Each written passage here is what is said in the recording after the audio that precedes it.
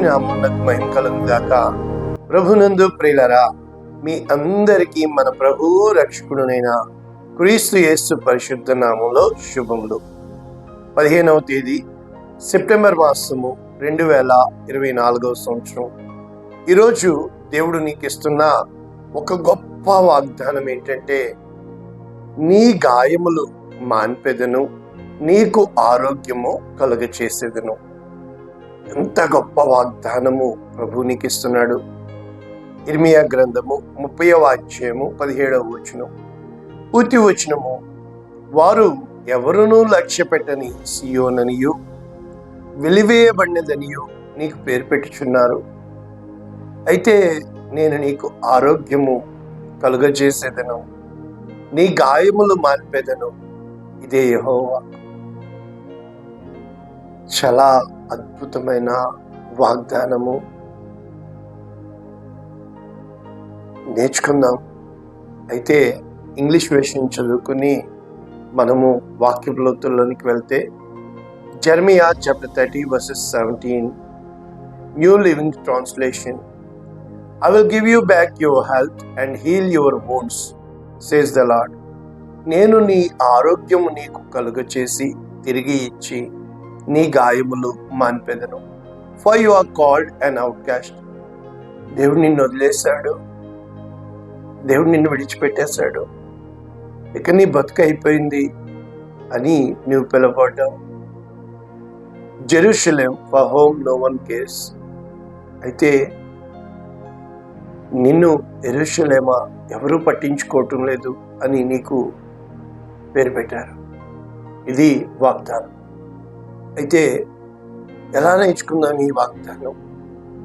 నిజంగా దేవుడు విడిచిపెట్టేసిన స్థితి ఎలా ఉంటుందో నేను నేర్పించగలను. కారణం, మన జీవితంలో దేవుడు ఉన్నాడు అంటే అన్నీ జయాలు వస్తున్నాయని కాదు. దేవుడు విడిచిపెట్టేశాడు అంటే అన్నీ అపజయాలని కాదు. ఎలా ఉంటుందంటే, దేవుడు నీకు తోడై ఉన్నప్పుడే నీకు ఎక్కువ కష్టాలు వస్తాయి.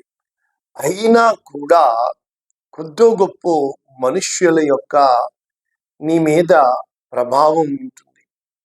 అయితే ఎప్పుడైతే దేవుడు నిజంగా నిన్ను చేయి విడిచిపెడతాడో, ఉదాహరణకి, నా దేవా నన్నెందుకు చేయి విడిచితివి అని శిలువ మీద యేసు ప్రభు పలికినప్పుడు ఆ ఆర్తధ్వని, గెత్సెమనే తోటలో యేసు ప్రభు చేసిన విజ్ఞాపన, ఇవన్నీ కూడా మనకి చాలా ఆత్మీయ పాఠాలుగా ఉంటాయి. ఎలా డీల్ చేయాలి? దేవుడు ఉన్నప్పుడు ప్రజలు అందరూ అంటారు, ఆ రెడ్ కార్పెట్ వేసి చికెన్ బిర్యానీలు పెట్టి అయ్యగారు ప్రార్థన చేస్తే ఇది జరిగిపోయింది అంటారు. కానీ ఇది కాదు. నిజంగా దేవుడు తోడై ఉన్న సేవకుడు. నేను ఒక ప్రశ్న అడగనా? మీరు వెళుతున్న సంఘము, మీరు వింటున్న వాక్యము, ఆ సేవకుడిని దేవుడు పేరు పెట్టి పిలుచుకుని, దేవుడు తన చేతితో ఆ సేవకుడిని తయారు చేశాడా? దేవుడు తన చిత్తంలో ఆ ఆరాధన జరిపిస్తున్నాడా? ఎంతో మంది సేవకులను ఈరోజు దూషింపబడుతున్న సమయంలో ఉంటున్నప్పుడు, ఏది అసలి, ఏది నకిలీ, నిజంగా ఏది నిజము, ఏది అబద్ధము తెలియదు. కానీ ఆ ఉద్రేకానికి, ఆ సమయానికి మనము ఎంత తొందరపాటు కదా.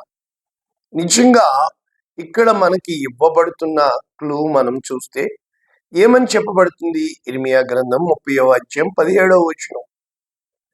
ఎవరూ లక్ష్య పెట్టని సియోనని వెలివేయబడినదని నీకు పేరు పెట్టుచున్నారు. అంటే ఎవ్వరూ నీకు సహాయమునకు రారు. నువ్వు ఉన్నావా చచ్చావా చూడు, అసలు నీ ఊసు మాకు అనవసరం. ఆ స్థితికి ప్రజలు వచ్చేస్తారు. నిజంగా ఇటువంటి స్థితి చెప్పమంటే, దానియేలు గ్రంథం 4వ అధ్యాయంలో నెబుకద్నెజరుకి తను ఒకసారి పైకి వెక్కి ఇదంతా నా మహిమ కదా అనుకుంటాడు. ఆల్రెడీ దేవుడు వార్నింగ్ ఇస్తాడు. అతను నిజంగా అడవిలోకి వెళ్ళిపోయి ప్రజల చేత తరమబడి ఆ గోర్లన్నీ పెరిగిపోయి తల వెంట్రుకలన్నీ పాడైపోయి ఒక మృగము వలె అతను మారిపోయినట్లు అక్కడ వర్ణన కనబడుతూ ఉంటుంది. అయితే తిరిగి ఎప్పుడైతే మానవుల రాజ్యము పైన దేవుడు సర్వాధికారము కలిగి ఉన్నాడని అతను గ్రహించి పశ్చాత్తాపం పడతాడో, మళ్ళా అతన్ని తీసుకుని వచ్చి రాజ్యం ఇస్తాడు దేవుడు. నిజంగా యెహోయాకీము అనే ఒక రాజు స్టోరీ చదివినప్పుడు 37 సంవత్సరాలు చెరసాలలో ఉంటాడు బబులోనులో. 18 సంవత్సరాలకి పట్టబడి 54 సంవత్సరాలకి విడుదల చేయబడతాడు.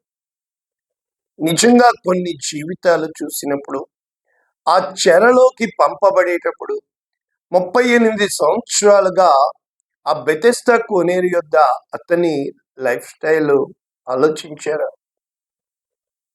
మరి పుట్టుకతో కుంటివాడైనటువంటి ఆ వ్యక్తిని స్వస్థపరిచినప్పుడు అతని సంతోషము, పుట్టుకతో గుడ్డివాడైన తీమై కుమారుడకు భర్తమై 13 ఏండ్లు ఆ బలహీనపరచు ఆ నడుము వంగిపోయిన స్త్రీ, 12 ఏండ్లు రక్తస్రావ రోగముతో పాపిష్టురాలు బహిష్టురాలైపోయిన ఆ స్త్రీ కదా.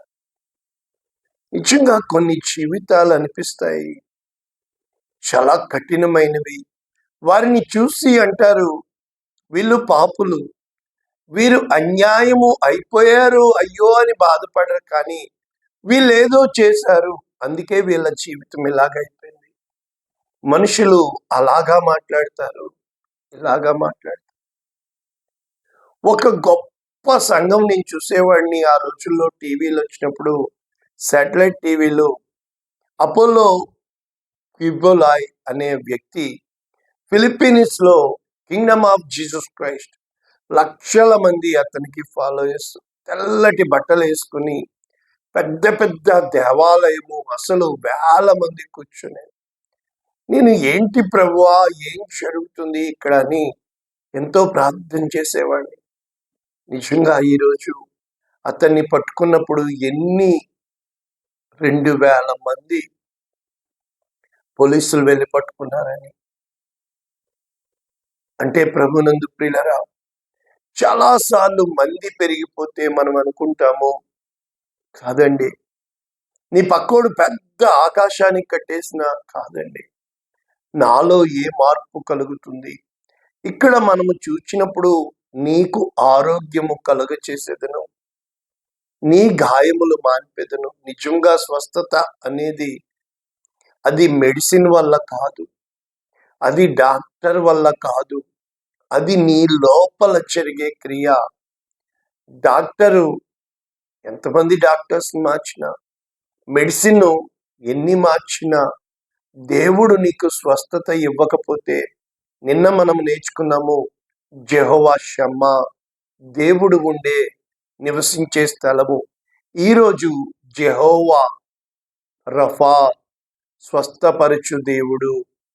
అందుకని ఇక్కడ ఏమని చెప్పబడుతుంది అంటే, స్వస్థత అన్న వెంటనే నిర్గమాకాండము 15వ అధ్యాయము 26వ వచనం, మీ దేవుడైన యెహోవా వాక్కును శ్రద్ధగా విని ఆయన దృష్టికి న్యాయమైనది చేసి ఆయన ఆజ్ఞలకు విధేయులై ఆయన కట్టడలన్నిటినీ అనుసరించి నడిచిన ఎడల, నేను ఐగుప్తీయులకు కలుగు చేసిన రోగములలో ఏదియు మీకు రానియను, నిన్ను స్వస్థపరచు యెహోవాను నేనే.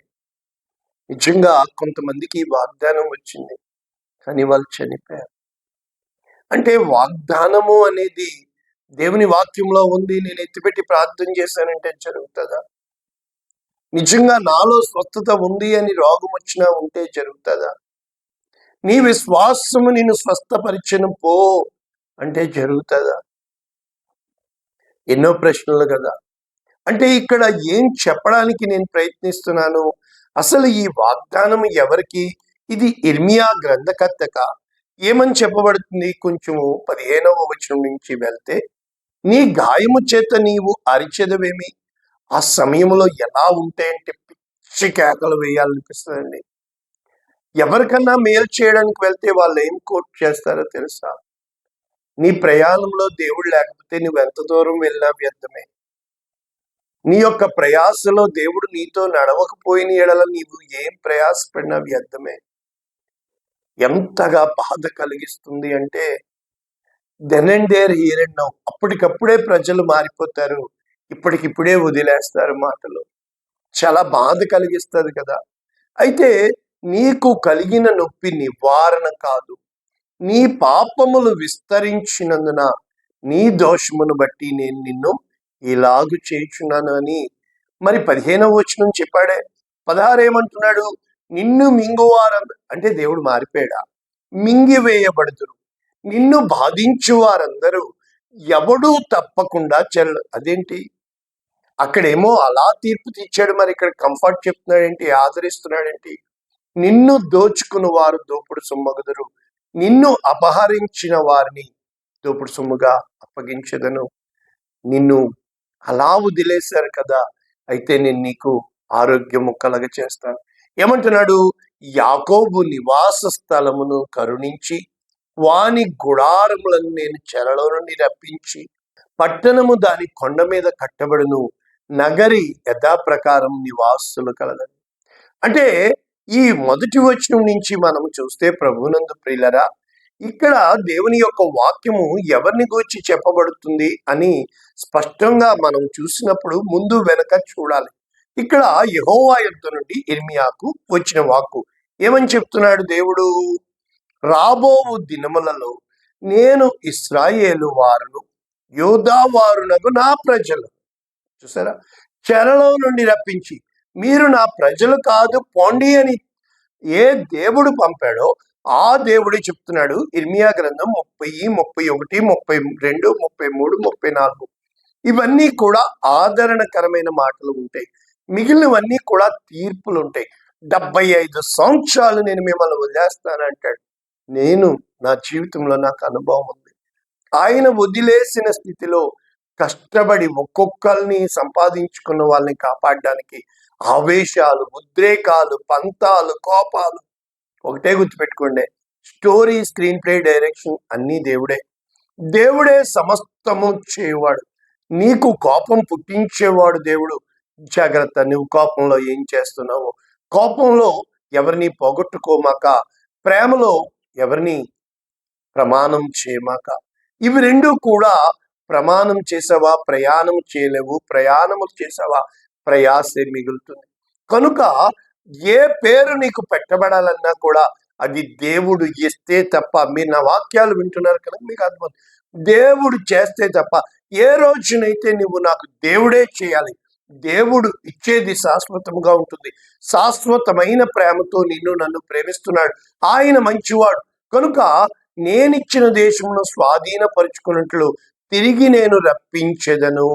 కాబట్టి తరిమిన వాడు దేవుడే, విరోధి అయిన వాడు దేవుడే, తిరిగి రప్పిస్తున్నవాడు దేవుడే. యెరూషలేము యెహోవాయే కట్టుచున్న వాడని, ఇశ్రాయేలీయులను పోగు చేయు వాడని, దేవునికి స్తోత్రము గానము చేయుటయే మంచిది, మనమందరము స్తుతి గానము చేయుటయే మంచిది. మన జీవితంలో ఎన్నో గుండె చెదిరిపోయి ఉంటుంది కదా. అంటే మనం ఒకటే అనుకుంటాం, అలా జరగదు. జరగకపోయేటప్పటికి కోపము, బాధ, ఏమీ చేయలేని చేతకాంతనం. మరి దేవుడు ఆయన తన బిడ్డలు, తన జనాంగము ఎలా ఉండాలో మరి దేవుడు రాసి ఇచ్చాడే. అయితే పితరులు వ్యర్థమైన దాన్ని అనుసరించారే, మిమ్మను ఐగుప్తు దేశంలో నుంచి రప్పించానే, అసలు మీకు శ్రేష్టమైన పదార్థాలు ఇచ్చానే అని చెబుతూ మరి నా మీద ఎందుకు తిరుగుబాటు చేస్తున్నారు? ఇర్మియా గ్రంథము 30వ అధ్యాయము 8వ వచనంలో అంటాడు, నీకున్న కాడి నీ మెడ మీద నుండి నేను తప్పకుండా తీసివేస్తాను, నీ కట్లు నేను తెంపేస్తాను. అయితే అన్యులు మీ చేత ఇక దాస్యము చేయించుకున్నారు. అంటే ఇటు ఇశ్రాయేలీయులను అష్షూరుకి దేవుడు చెరగా పంపివేశాడు. యూదా వారిని బబులోనుకు చెరగా పంపించి వేశాడు. ఆ చెరగా పట్టబడినప్పుడే ఈ ఇర్మియా, యెహెజ్కేలు, జకరియా వీళ్ళందరూ రాస్తున్నట్లు, వాళ్ళు వచ్చిన తర్వాత హగ్గై రాస్తున్నట్లు మనం చూడగలుగుతున్నాం. నెహెమ్యా పాడైపోయిన ప్రాకారములు కట్టగలిగినట్టు ఇక్కడ తమ దేవుడగు యెహోవాను వారి మీద రాజుగా నియమించు దావీదును అంటే దావీదు అన్నప్పుడల్లా మెస్సియా, అభిషిక్తుడు, యేసయ్య. అయితే 10వ వచనం మనకి ఇంపార్టెంట్. ఇర్మియా 30:10 నా సేవకుడువైన యాకోబు భయపడకుము, ఇశ్రాయేలు విస్మయముందుకుము. అప్పుడు యాకోబు అంటాడు, ప్రతి అధ్యాయంలో ఇశ్రాయేలు అంటాడు. ఏమంటున్నాడు? నేను దూరమున నుండి నిన్ను, చెరలోనికి పోయిన దేశమున నుండి నీ సంతానపు వారిని రక్షించుచున్నాను. బెదిరించువాడు లేకుండా యాకోబు సంతతి తిరిగి వచ్చి నెమ్మది. అంటే ఆ రోజుల్లో న్యాయాధిపతులు లేనప్పుడు వాళ్ళు కట్టులేక తిరగడం, తిరిగి ఒకరిని దేవుడు నాయకుడిగా చేయడం, వారిని సంపాదించుకోవడం. ఎప్పుడు మనం చూస్తే ఇది రీసైకిల్గా ఉంటుంది. మనం పాపం చేయడం, పడిపోవడం. ఏమంటున్నాడు? నిన్ను రక్షించుటకు నేను నీకు తోడై ఉన్నాను. శిక్షించేవాడు దేవుడే, రక్షించేవాడు దేవుడే. నిన్ను చెదరగొట్టిన జనములన్నింటినీ నాశనం చేస్తాను. అయితే నిన్ను పూర్తిగా నాశనం చేయను కానీ నిన్ను నేను శిక్షిస్తాను అంటున్నాడు. ఎప్పుడు 12 నుంచి మొదలెడుతున్నాడు. నీ వ్యాధి ఘోరమైనది, నీ గాయము బాధకరమైనది, నీ పాపములు విస్తరింపగా శత్రువు కొట్టినట్లు నీ గొప్ప దోషమును బట్టి నేను నీకు కఠిన శిక్ష వేసి నిన్ను గాయపరిచాను. కాగా నీ పక్షం వ్యాజ్యం నిజంగా నాకుందండి. వేయదగిన మందు ఏది లేదు. ఎంతగా ఎవ్వరూ సహాయానికి రారు, ఎవ్వరూ అర్థం చేసుకోరు. అందరూ నీదే తప్పంటారు, అందరూ నువ్వు ఇలా చేసి ఉండకూడదు అంటారు, అందరూ నువ్వు ఇలా చేయాలంటారు. ఎన్ని సలహాలు ఇస్తారో తెలుసా? సహాయం చేసేవాడు రాడు, కానీ సలహాలు ఇచ్చేవాళ్ళు ఎంతమంది అయిపోతారో తెలుసా? ఎలాగ సలహాలు ఇస్తారంటే వాళ్ళదేం పోయింది. నిజంగా గుండెల్లో మంటతో అనిపిస్తూ ఉంటుంది. ఒకవేళ నా స్థితిలో నువ్వు ఉంటే ఖచ్చితంగా నేను ఇలా సహాయం చేస్తానే కానీ సలహా ఇవ్వని చెప్పని తెలుసా అనుకుంటూ, నీ స్నేహితులందరూ నిన్ను మరిచి ఉన్నారు అని చెప్పుతూ ఇక్కడ చెప్పబడుతున్న వాక్యాలు మీకు అర్థమవుతున్నాయి కదా. అంటే మనము కొంచెం వాక్యాలు ఇక్కడే కాకుండా ముందుకు వెళ్తే కీర్తన 107:20 ఆ వాక్కు నాకు ఆ రోజున నేను నేలన పడి ఉంటే నాకు ఇది బయలుపరచబడింది. ఆయన తన వాక్కును పంపి వారిని స్వస్థపరిచెను. అలాగే కీర్తన 142 చాలా అద్భుతమైన కీర్తన. ఎలా ఉంటుందంటే, నేను ఎలుగెత్తి యెహోవాకు మొరలిడుచున్నాను. ఎలుగెత్తి యెహోవాను అర్ధరాత్రి మన ఆత్మ అంగలార్పులాడుతూ ఉంటది, కేకలు వేస్తూ ఉంటది, గుండె పగిలి ఏడవాలనిపిస్తుంది. ఆ ఖచ్చితమైన స్థితి, కఠినమైన స్థితి, ఆ కఠినమైన మాటలు, ఆ కఠినమైన ఇబ్బందులు ఎంత కష్టంగా ఉంటాయంటే, ఆయన సన్నిధిని నేను మొర్రపెట్టుచున్నాను. నాకు కలిగిన బాధ మనుషులకు చెప్పుకున్నాం అనుకోండి, తీర్పు తీరుస్తారండి. ఆయనకే చెప్పుకోండి మీ బాధ. ప్రార్థన అంటే ఏం కాదు. ప్రభువా తట్టుకోలేకపోతున్నాను ప్రభువా, ప్రభువా న్యాయం చేయి ప్రభువా, నాలో నా ప్రాణము కృంగి ఉన్నప్పుడు నా మార్గము నీకే శోధింపబడిన పిమ్మట నేను సువర్ణమై మారుదును అని చెబుతూ చాటుగా వారు పగవారు గుడియొట్టుచున్నారు. నా కుడి ప్రక్కని దానించి చూడము, నన్ను ఎరిగిన వాడు ఒక్కడు నాకు లేకపోయాడు. అందరూ నా వాళ్ళే అనుకుంటాము, కానీ ఆ సమయంలో నువ్వు ఒంటరి స్థితిలోకి వెళ్ళిపోవాలా. ఒంటరి వాడిని 1000 మందిగా మారుస్తాడని తెలిసిన, ఒంటరి వాడితో దేవుడు ఉంటాడని తెలిసిన ఎంత బాధ వస్తుందో తెలుసు కదా. మనుషులం కదా, మనసున్న వాళ్ళం కదా. అయితే ఆశయం ఏది నాకు దొరకలేదు, నా ఎళ్ళ జాలిపడేవాడు ఒక్కడు ఉండడు తెలుసా. అప్పుడు చెప్తున్నాడు, యెహోవా నీవే నా ఆశ్రయదుర్గము, సజీవులు నా చేతిలో అని చెప్తూ నేను చాలా నా ప్రాణమా ఇంక కృంగిపోకే, ధైర్యము కలిగి ఉండే, యెహోవా యందు విశ్వాసం ఉంచువే, ఆయన నీ పాపములన్నింటినీ క్షమించువాడు, నీ దోషములన్నింటినీ కుదుర్చువాడు, నీ సంఘటనలను నాశనమైన గోతుల నుండి లేవనెత్తువాడు అని దావీదు చెప్పుకున్నాడని చెప్పినా మనము ఎంతగా అయిపోతామంటే, నన్ను తరుమువారు నాకంటే బలిష్ఠులు, వారి చేతిలో నుండి నన్ను విడిపింపుము, నేను నీ నామముకు కృతజ్ఞతాస్తుతులు చెల్లించినట్లు చెరసాలలో నుండి నా ప్రాణమును తప్పించుము, అప్పుడు నీవు నాకు మహోపకారం చేసి ఉండట చూసి. చూసారా ఎంత మంచి కీర్తనలు కదా. ఆ కీర్తనల భావము గుండా వెళ్ళినప్పుడు, ఆ ప్రయాణము గుండా వెళ్ళినప్పుడు నీవు నేను మాత్రమే దేవుణ్ణి మనము కొనియాడగలం. 12 జనములను పిలుచుటకు ఆయన ఒక ధ్వజము నిలవబెట్టును, భ్రష్టులైపోయిన ఇశ్రాయేలీయులను పోగు చేయను. ఆ భ్రష్టత్వానికి అమ్మేవాడు ఆయనే, పంపించేవాడు ఆయనే, తిరిగి చేరదీసేవాడు ఆయనే, శత్రువు ఆయనే, స్నేహితుడు ఆయనే. భూమి యొక్క 4 దిగంతముల నుండి చెదిరిపోయిన యోధా వారిని సమకూర్చును. ఎఫ్రాయిమునకున్న మత్సరము పోవును, యోధా విరోధం. ఎఫ్రాయిము ఎవరు? ఇశ్రాయేలీయులు. యోసేపు గోత్రము ఎఫ్రాయింకి ఇచ్చాడు 10. యోధా వారు ఎవరు? యూదా బెన్యామిన్, యోధా గోత్రానికి ఇచ్చాడు.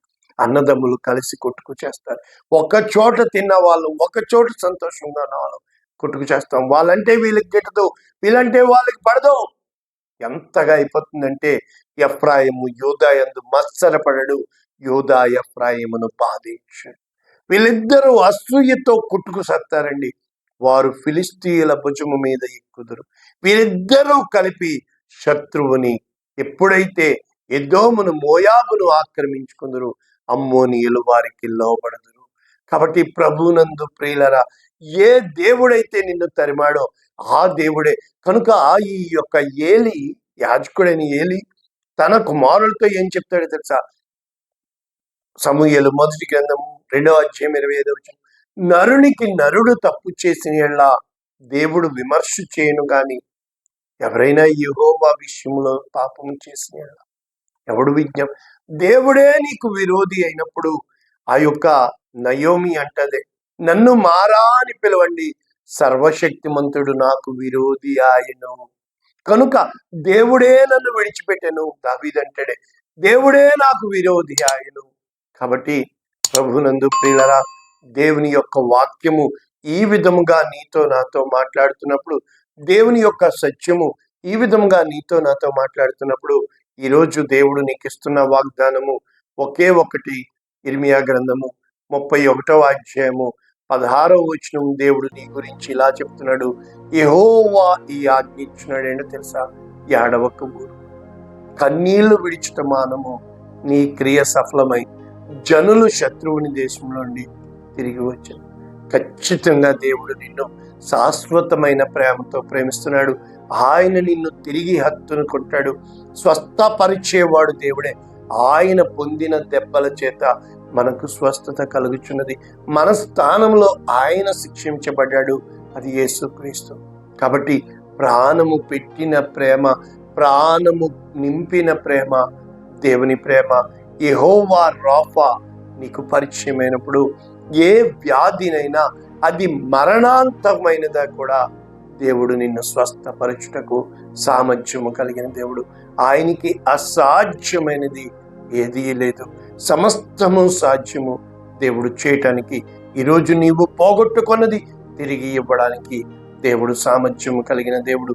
కానీ నీవు శోధింపబడుతున్నప్పుడు బహు జాగ్రత్తగా ఉండు. నీ మాటలు జాగ్రత్త, నీ చూపులు జాగ్రత్త, నీ ప్రవర్తన జాగ్రత్త. ఖచ్చితంగా దేవుడు నీ తల ఎత్తుతాడు. నిన్ను 10 మందికి ఈ నా సేవకుడిని, నీ నీతిని ప్రజలు గుర్తించేటట్లుగా చేస్తాడు. ఇది వాక్యము. దేవుడు తప్పకుండా నిన్ను సమకూరుస్తాడు. పంతాలు మనుషులకు ఉంటాయి, కానీ ఏ రోజున కూడా దేవుడే ప్రేమై ఉన్నాడు, ఆయనే అనురాగమై ఉన్నాడు, ఆయనే సమస్తమై ఉన్నాడు. ఆయన నిన్ను విడువడు, ఎడబాయడు. పరిశుద్ధుడా, ప్రేమ కలిగిన తండ్రి, కృప కలిగిన తండ్రి, వాక్యం వింటున్న ఒక్కొక్కరు నీ దయగలిగిన హస్తాలకు అప్పచెప్పు. ఏ స్థితిలో అన్యాయం అయిపోయారో, ఏ స్థితిలో మనుషులు వదిలిపెట్టేశారో నీవు చాలిన దేవుడు అని, సహాయము చేయటకు సిద్ధ మనస్సు గలవాడవని నజరేయుడైన యేసునామమున దీవించి ఆశీర్వదించి మీ నమ్మకమైన చేతులకు వీరిని అప్పగిస్తున్నాము తండ్రి. Amen. God bless you all. దేవుడు మిమ్మల్ని దీవించుగా. ఆమేన్.